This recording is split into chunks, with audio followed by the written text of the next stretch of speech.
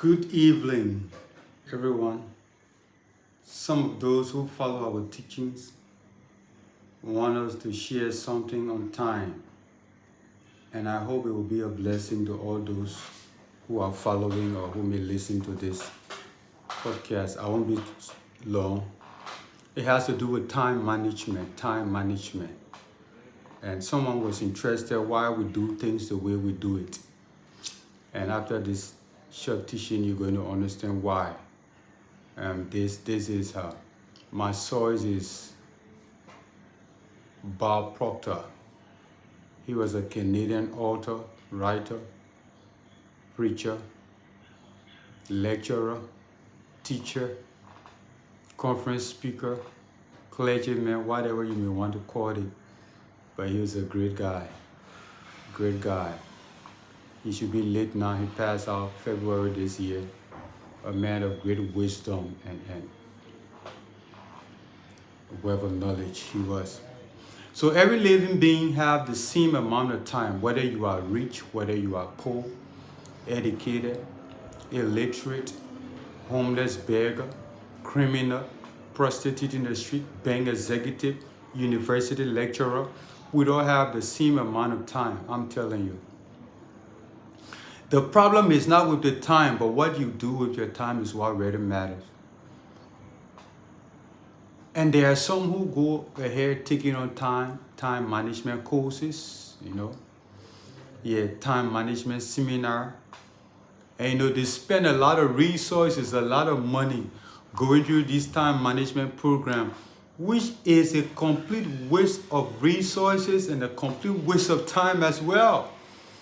Yeah, people go, I go through a time management class. Time it's crazy. Because you know what? Time is man's greatest enemy. In fact, time doesn't care that you exist. And that's the reason why when you set your alarm clock, for example, at 2 o'clock, when 2 o'clock reaches, the time doesn't wait for you. Time determines the value placed on the thing. Time determines, when you enter the stage, and when you expire, how long you last. For instance, if you are to have a 2021 calendar and want to plan your activities in 2022, by the 2021 calendar, you're going to be disorganized, frustrated, and confused. Because time has determined the worthlessness of a 2021 calendar. So that brings us to the reality that not one individual, no living being can manage time. You can never manage your time. Then what do I do? So if I can manage my time, then what do I do? Somebody will be asking that question. I say that again. Nobody can ever master time management because time cannot be managed. If time cannot be managed, then what do I do? So I can manage time. What do I do? You can do nothing with time and about time. What is worth noting is this, seriously, I say you can do nothing about time and with time. You cannot manage time, but you can manage your activity. You can manage your activity. Yeah. So that means, for example, your day doesn't begin tomorrow. Tomorrow is Friday. Your Friday begins today. That is, you can list about 5 to 7 achieving goals. Some say 6. But I take 5, Sunday I take 7. The minimum is 5. 5 achieving goals. 5 goal achieving activities. Something that I will do tomorrow.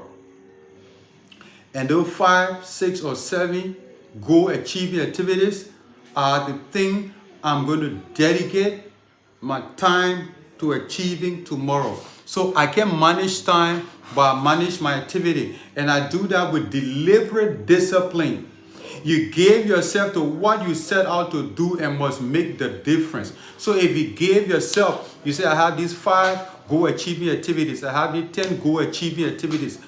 I'm just giving an example, but for me, I usually do 5, 6, or 7 maximum. On the average is 5. These are my 5 goal achieving activities for tomorrow. I dedicate myself to achieving them with deliberate discipline. And then not just deliberate discipline, but make sure that they're going to make a difference. So don't settle for the average like everyone else. If you're going to, if your end goal is to give yourself to something that's going to be average, that thing was not worth giving your time and energy to. It wasn't worth it. Because you're going to give your commitment, you're going to give your energy and everything. So when you deliberately give yourself to achieve something, make sure it's something that's going to stand out, it's something that's going to be exceptional. Since you cannot manage time, then you must discipline yourself to spend time with activities that are driving you towards achieving your purpose. That's so important. I can manage my time, but I manage my activity. That means I must spend my time deliberately, with deliberate discipline. That my time must be given to activities that are driving me towards achieving my purpose. In 2 Samuel 11 verse 1 to 5, it says, in the spring, a particular time when kings go forth to war or to battle, David sent. And David arose from the couch and was walking on the roof, and David sent messenger and took her. He didn't manage his activity, and you know the result is history. So David's activities didn't drive him towards fulfilling his purpose. In 1 Chronicles 28:3, he was a man of war. So by taking holiday and relaxing while kings go to war at the springtime, that was not managing the activity well. And then taking holiday was not driving him towards fulfilling his purpose, because when David has succeeded in destroying all his enemies, which was his purpose, got blood on your hands, you are the man of war, you can't build a temple, it's not in a negative sense, but in a positive sense, then the Lord established a kingdom in the hands of his son Solomon. Manage your activities and bring you into the place of fulfillment. Manage your activities and bring yourself and drive yourself into the place of fulfillment in spite of the time. Because you know why? We all have got the same amount of time. God bless you.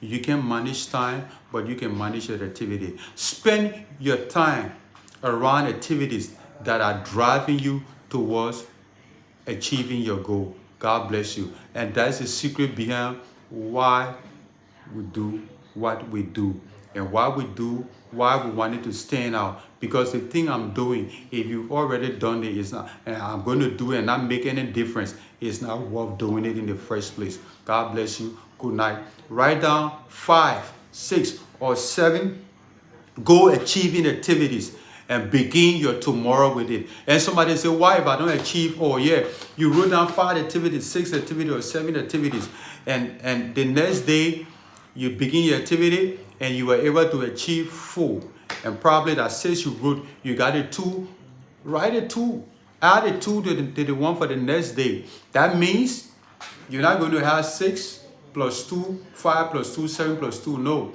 The 6 or 5 you set out to do the next day, no. That's not it. You add a 2 and make that 2 a priority for the following day. So if I usually set out to do 5 and I was able to achieve 3, so guess what? The next day I'm adding the 2 that left out to 3 for Saturday. That's how I do. And you do, your life, your time is going to be worth it. God bless you.